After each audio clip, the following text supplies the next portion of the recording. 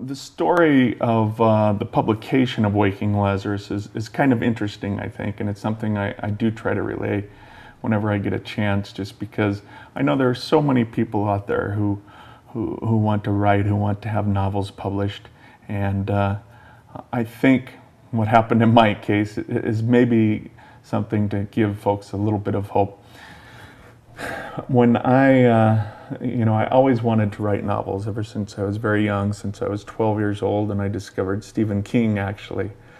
But I just never did anything about it. When I went to college and I studied English, I graduated with an English degree.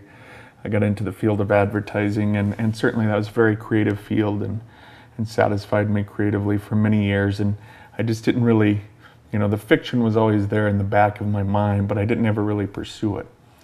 And then I had a good friend who I saw had his first novel published, and I talked to him about it, and that kind of reawakened in me the desire to write fiction again. So I started pursuing that again in earnest. I dug out some of the old things I had worked on in college and started batting around some new ideas, one of which was the idea for Waking Lazarus. And so I wrote that book. And I started sending out queries to different literary agents. In all, to cut a long story a little bit shorter, more than 80 agents that I sent out queries to, and I got rejections from all. And so I decided, well, it's a learning experience. I'll just put it in the drawer, so to speak, and go on to another book, which I did. So I wrote another book, and I started the process over. I started querying a lot of literary agents, the same list of literary agents essentially, because I knew who I wanted to work with, and I had done some research, and I knew who was good. And I got no's again from all of them. I got turned down by all of them.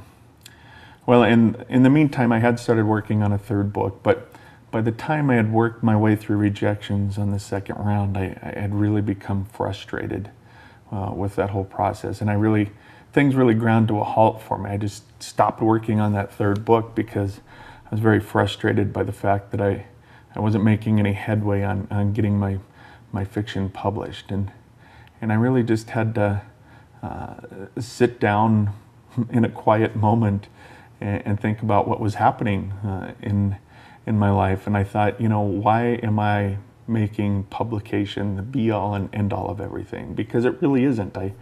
I love writing, and that's what I'm going to keep doing. And so I kind of had to have that breakthrough moment with myself to get through that.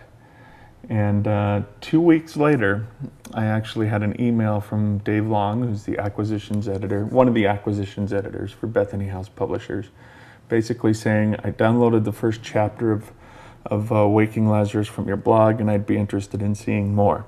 Some people have thought, when I tell that story, that I had the whole book self-published on the web or on the internet, and that's not the case. I just had a sample chapter. I've been a blogger since 2003, and at that time, for both of my books that I was shopping around, I just put the first chapter online for both of those books. So David read the first chapter and requested more of the book, and then actually requested the whole book. And about a month later, I had a contract for 2 books, which has been almost exactly 1 year ago now. So it feels great, but I also want people to realize the real story behind that is, one, the book that ended up getting me a 2-book publication contract was rejected by more than 80 literary agents, and that's not to hack against literary agents at all. That's just to say, being rejected isn't necessarily a reflection on the quality of your work.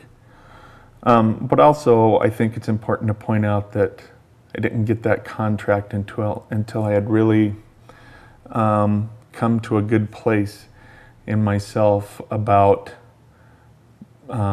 saying that I was going to write for the love of writing. That's what it really had to come back down to for me. And I don't think it was any coincidence that I got my contract after getting back to that place and getting back to really just the essence and the love of writing. So anyone who's a struggling writer out there in search of your first contract, please do keep that in mind and consider that and think on that, because I think there's something to be learned in that as well.